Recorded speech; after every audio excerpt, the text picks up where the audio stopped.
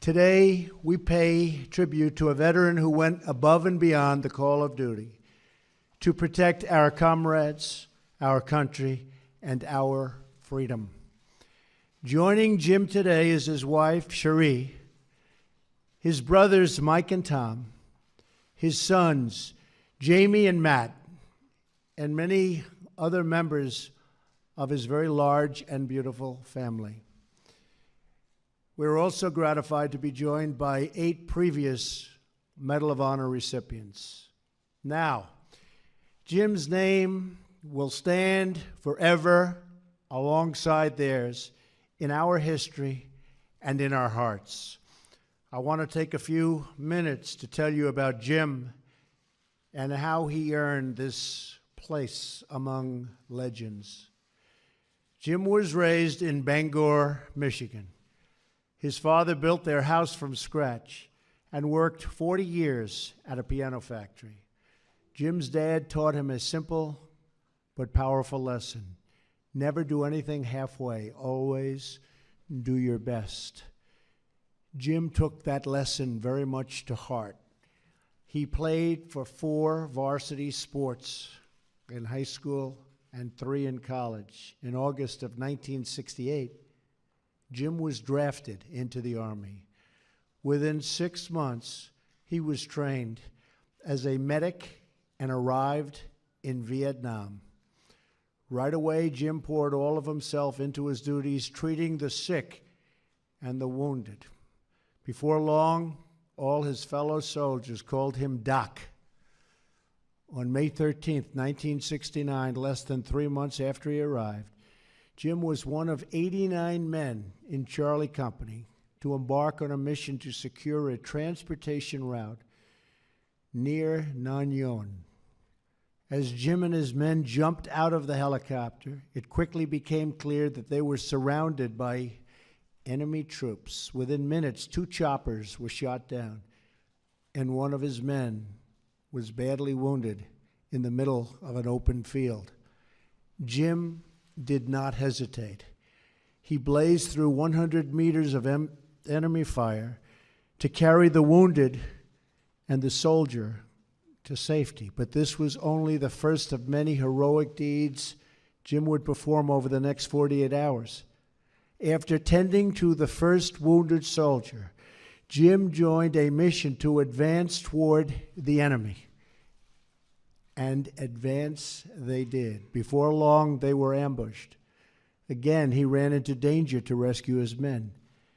As he cared for 2 soldiers, shrapnel from a rocket-propelled grenade slashed open the back of Jim's body from head to foot. Yet that terrible wound didn't stop Jim from pulling those 2 men to safety, nor did it stop him from answering the plea of another wounded comrade and carrying him to safety atop his own badly injured body. He was badly injured. And so it went, shot after shot, blast upon blast. As one of his comrades recalled, whoever called medic could immediately count on McLuhan. He's a brave guy. As day turned to dusk, nearly all of those who could and really had to make it back, they were finally within their night defensive position, except for one soldier whose plea Jim could not ignore. Again, Doc did not hesitate. He crawled through a rice paddy thick with steel rain. That means bullets all over the place. As soldiers watched him, they were sure that was the last time they would see Doc. They thought that was the end of their friend Jim. But after several minutes passed, Jim emerged from the smoke and fire carrying yet another soldier. He immediately badgered and fixed and worked, but he got the wounds fixed and lifted the soldier to a medevac helicopter. His lieutenant ordered Jim to get in too. Get in, he said, get in. But Jim refused. He said, you're going to need me here. As Jim now says, I would have rather died on the battlefield than know that men died because they did not have a medic. Over the next 24 hours, Jim fired at enemy soldiers, suffered a bullet wound to his arm, and continued to race into gunfire to save more and more lives. And yet, as night approached again, after nearly 2 days of no food, no water, and no rest, Jim volunteered to hold a blinking light in an open field to signal for a supply drop.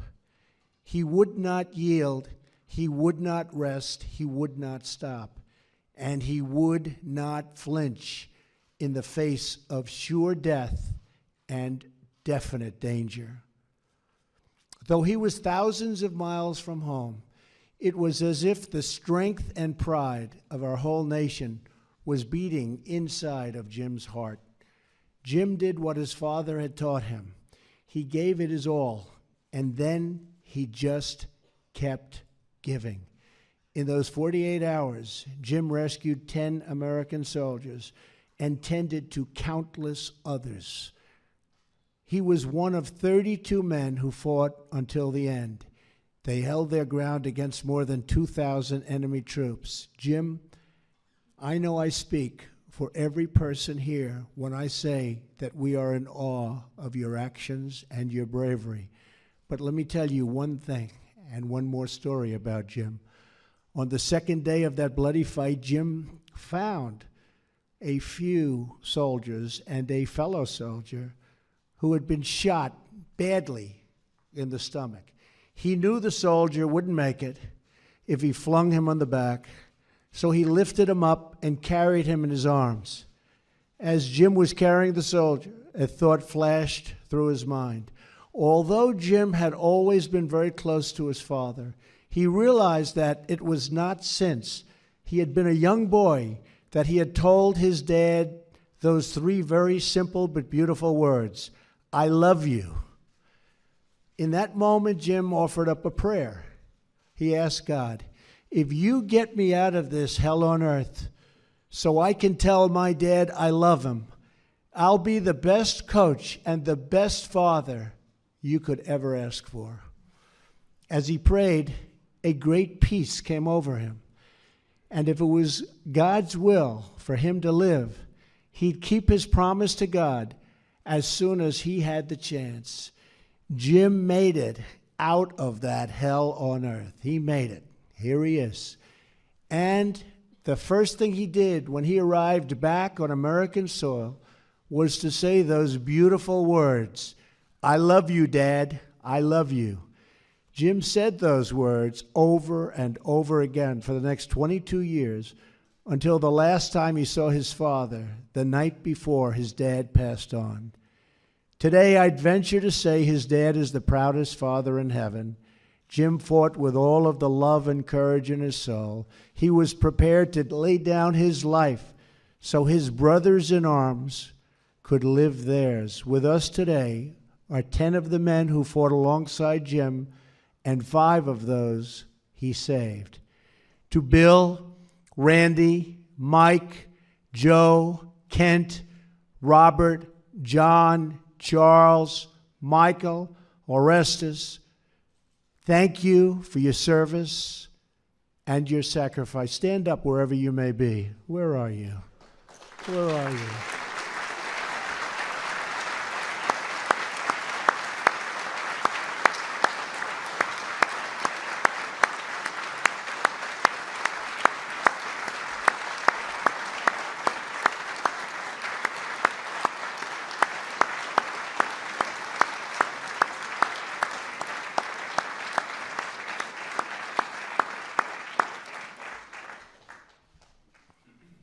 Thank you, fellas. That's great. For over 2 centuries, our brave men and women in uniform have overcome tyranny, fascism, communism, and every threat to our freedom. Every single threat they've overcome. And we've overcome these threats because of titans like Jim, whose spirit could never be conquered. That's what this award is, and Jim's life represents so well. America's unbreakable spirit. It's been 48 years since Jim's battle in Vietnam. He is now a husband, a father, and a grandfather. He coached high school, football, wrestling, and baseball for 38 years, just like he said he would. And he brought together every member he could find of his beloved Charlie Company. To many people in this room, Specialist 5 McLuhan has always been their friend Jim. To others, he's been coach. To those who bravely served with him in Vietnam, he's still called their doc. To his parents, Scotty and Margaret, both watching from heaven, he will always be their son. But today, 320 million grateful American hearts, Private McLuhan carries one immortal title, and that title is Hero. Specialist 5 McLuhan, we honor you, we salute you, and with God as your witness, we thank you for what you did for all of us. Now I would like the military aide to come forward and read the citation.